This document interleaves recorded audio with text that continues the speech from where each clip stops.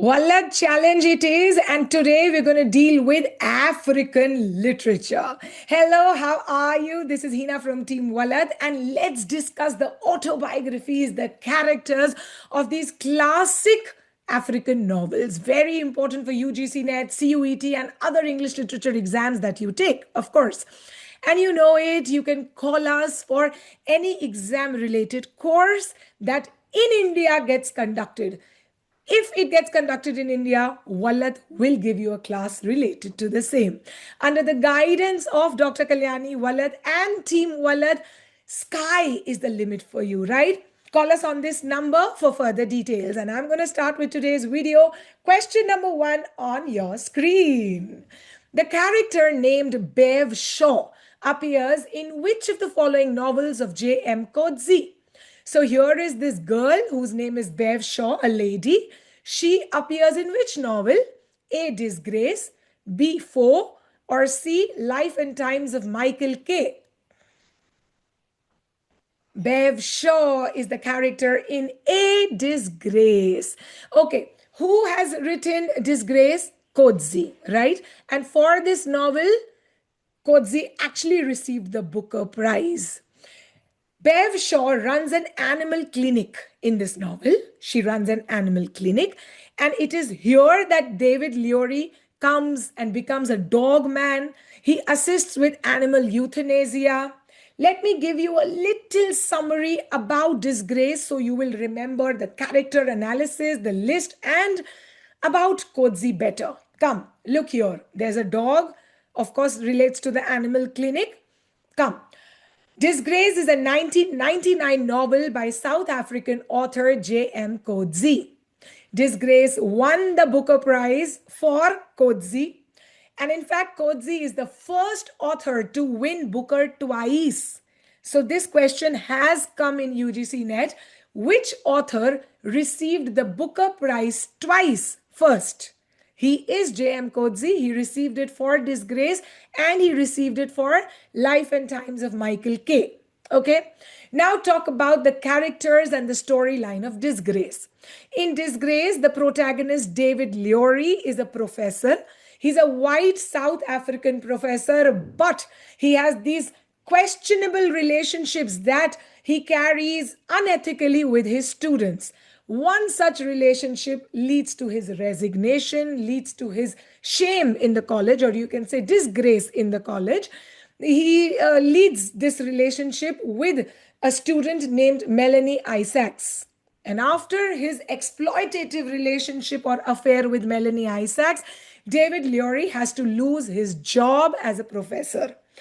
So after losing his job, he goes to his daughter, whose name is Lucy. Lucy owns a farm in the Eastern Cape in South Africa. So David goes to his daughter Lucy for a time. Their relationship is good. But here in Lucy's farm, she's attacked, physically assaulted by 3 men, one of whom is Pollux. And this attack on Lucy destroys the father and the daughter relationship. Daughter becomes passive. She accepts the brutality that occurred on her. And after this, because of their relationship problems, Leary returns just for briefly to Cape Town. Okay. But then he returns because here he had met Bev Shaw. That is around Lucy's farm. David Leary met Bev Shaw. And Bev Shaw actually is the central character who helps in the moral awakening of David Leary. So David Leary, having exploitative relationships with students, comes to his daughter Lucy's farm, meets people like Petrus. Petrus's authority reflects the shifting power structures in Africa. Leary meets a woman named Bev Shaw who runs an animal shelter, right? And he returns to Lucy's farm, and here he works with Bev Shaw and he quietly accepts the loss. Leary moves from arrogance to humility. This is the storyline of Disgrace. Easy? Bev Shaw, Melanie, Petrus, Pollux, David Leary are all characters in Disgrace, a 1999 novel by Coetzee. Very easy. Come to question number 2 now. Which South African author did not get both the Nobel Prize in Literature and the Booker Prize? So many, in fact, I'm going to give you a list of 5 authors who've received both the Nobel Prize as well as the Booker Prize. But one of them have not. What's his name? A. Ethel Fugard. B. J.M. Coetzee. C. Who's a she? Nadine Gordimer. Who has not received both the Nobel and the Booker? He is option number A, Ethel Fugard. Now come to the list here. 5 writers have won both the Booker and the Nobel in literature. Give me the names of these 5 authors. Repeat with me. V.S. Naipaul, Nadine Gordimer, J.M. Coetzee, Kazuo Ishiguro, and William Golding. They all have received both the awards. And now I want you to see Ethel. Hi, Ethel. I was working on these slides and my son, he just passed by and said, "Who is this man? Look at his face." He was actually considered to be the greatest playwright of South Africa. He, that is Ethel Fugard, lived from 1932 until last year, that is 2025. His dramas have been so powerful because they expose the harsh realities of apartheid. Now the question, can you give me 3 famous plays of Ethel Fugard? Name. Sizwe Bansi is Dead of 1972. The Island, play of 1973. And Master Harold and the Boys, 1982 play by Ethel Fugard. Easy? Makes your life easy? Very much, mine too. I love knowing so much about literature. It is my love. And because you're listening to me, I know literature is your love too. Right? Let's come to question number 3. Which of the following novels by J.M. Coetzee, again Coetzee, is woven around the existing plot of Robinson Crusoe? Or let me rewrite this question. Which novel by Coetzee rewrites Crusoe, questions it, and criticizes it? Your options are A. Foe, B. Waiting for the Barbarians, or C. Age of Iron. Or Iron. In English you say no, Age of Iron. Coetzee questions Robinson Crusoe in his novel A. Foe, published in 1986, right? Foe talks about a woman called Suzanne Barton. She's a castaway. She lands on the same island that is inhabited by Crusoe and the mute Friday, as their adventures were already underway. Let me talk a little bit about Foe for you to remember better. Look at the picture first. This is an island, an uninhabited island, where Crusoe and Friday are already living. Suzanne Barton is shipwrecked and she lands on this island. Crusoe dies, and after Crusoe's death, Suzanne Barton takes Friday with her and they come to London. They come to London or England. They come to England to seek out the writer Daniel Foe. Not Daniel Defoe, Daniel Foe. Because she wants Daniel Foe to record her story of the island. However, Foe does not record what he's been told. Foe alters the truth. Foe embellishes the truth. Why? Because Foe prioritizes drama over truth. Suzanne Barton struggles to preserve her authentic voice. Friday remains silent throughout. The novel therefore ends ambiguously. The novel talks about the limits of storytelling, about mute, about when a person is passive, you cannot let the truth come out. This is the novel Foe of 1986. It is a postmodern metafiction novel that rewrites and questions Robinson Crusoe. J.M. Coetzee wrote it. Easy? Very, very easy and nice. Come to question number 4. Beethoven was 1/16th black. Beethoven was 1/16th black is a book of short stories by A. Ben Okri, B. Nadine Gordimer, or C. Ethel Fugard. You know Ethel well. I spoke about him. I haven't spoken about Nadine. I want to talk about her. So the answer should be option B, Nadine. It's a book of short stories by Nadine. She was a South African writer, of course. Many short stories are inside it. One of it is titled Beethoven Was 1/16th Black. It talks about an aging professor named Frederick Morris. Morris decides to prove that he's part black. Let me talk a little bit about Beethoven Was 1/16th Black. First, look at Nadine on the screen. You know, I wish I sit like this and I also become an author one day. I also start writing stories. So nice. Nadine Gordimer, Beethoven Was 1/16 Black, the major character being Frederick Morris, decides to prove he is part black.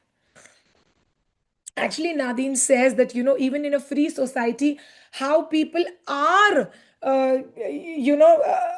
obsessed with race, obsessed with proving their identity. This is what Beethoven Was 1/16 Black all about.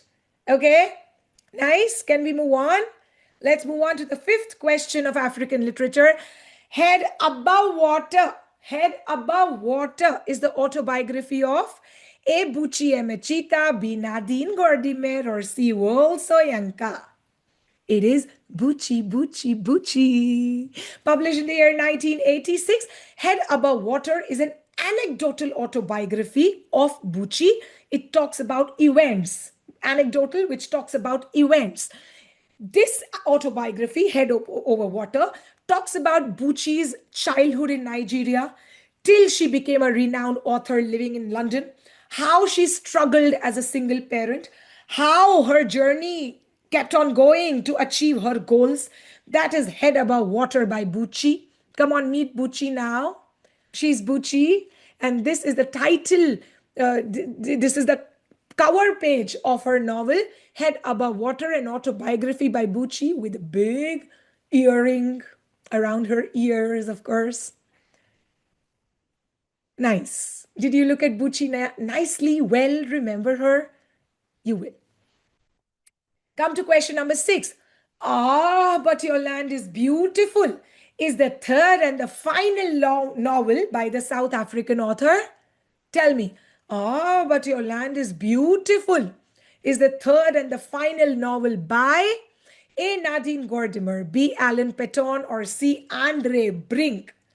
It is by Alan Paton. Alan Paton, in the year 1981, published Ah, But Your Land is Beautiful. This is an ironical title.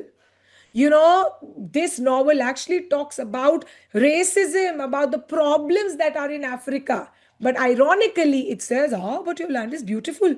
How foreigners come and appreciate the beauty of South Africa, but they do not look into the rigid oppression and the societal structure that is there. This is the third novel by Alan Paton. This is the final novel of Alan Paton, published in the year 1981. And look at Alan Paton. Anti-apartheid novel. This is not a single story. There are series of interconnected stories. There is not one protagonist. There are many protagonists. There are episodes in this novel that are based on real people and real historical events. Two major characters in Ah, But Your Land is Beautiful are Robert Mansfield and John Williams. Will you remember? You will. You have no choice. Ah, Your Land is Beautiful by Alan Paton, 1981. His third novel, his final novel, series of interconnected stories. Major characters Robert Mansfield and John Williams. Easy? Easy. Look at the cover page. Lovely. Come to question number 7. Which of the following novels by Nadine Gordimer follows an egocentric white South African woman as she negotiates a failing marriage, half-hearted love affairs, and political intrigue? Which novel talks about this bourgeois white South African lady? A Guest of Honor, B, The Late Bourgeois World, or C, None to Accompany Me? It's written by Nadine, and the answer has to be Bourgeois, The Late Bourgeois World. This work is a novella by Nadine, published in the year 1966, but it was banned by the censorship board in South Africa. Look at the cover page. That's the woman. Her name is Liz. This novel, The Late Bourgeois World, talks only of a single day in Liz's life. She reflects about her past, her relationship with Max, her emptiness in the bourgeois society, her moral failure of passive liberalism, and how Max got involved in anti-apartheid activism, how Max had to, suffer a tragic fate. But Liz was always indecisive. She suffered from indecision and limited engagement. But by the end, Liz is moved or pushed from passivity to action. This is a moment of choice that she makes. So, this is the novella, The Late Bourgeois World of 1966, talks about Liz, Max, and about post apartheid Africa, anti apartheid, right? Done? Nice. Can we move on? Come on, question number 8. An Image of Africa, Racism in Conrad's Heart of Darkness, is a critical essay by Chinua Achebe. It was published in the year. So, this essay of Chinua, called An Image of Africa, was published in the year A 1978, B 1975, or C 1979. It is B. अरे पहले देख लो, Chinua को देख लो. Hello, Chinua, sir. Regards from all of us. 1975 it is. Okay. Come, I will talk first about Conrad's novel Heart of Darkness. Heart of Darkness talks about Marlowe's journey into the Congo to find a European trader, Kurds. Kurds has turned morally corrupt in the depths of colonial Africa. Kurds explores how civilized men descend into savagery when given the chance. This is Heart of Darkness by Conrad. But Achebe did not like Heart of Darkness. He argued that Heart of Darkness is praised as a masterpiece of English literature. No, it should not, because Heart of Darkness is deeply racial.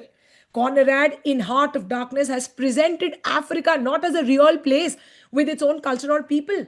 Conrad has spoken of Africa as savage, as primitive, as a voiceless backdrop for European psychological exploration. No.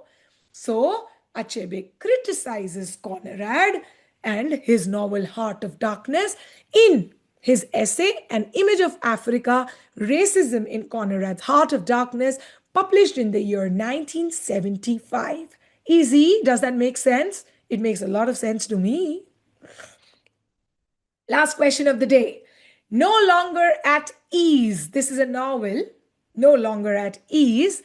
In this novel, Obi Okonkwo works as a, so the character or the protagonist, Obi Okonkwo, works as A farmer, B clerk in civil service, or C soldier. Obi Okonkwo has returned from England, studied there, he's come back to Nigeria, and he works as a clerk in civil service. Okay? That's the answer, clerk in civil service. Let's talk about No Longer at Ease, which is a 1960 novel by Chinua Achebe. We just, did this to Chinua ji few slides back. This is the second novel of Achebe's African trilogy. Kindly go and find out all the 3 novels in African trilogy by Achebe.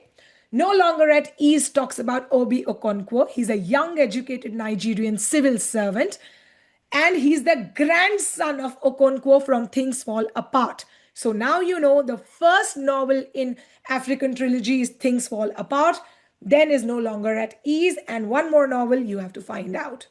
Now, come to the storyline. No Longer at Ease begins with Obi facing a trial for accepting a bribe in Nigeria.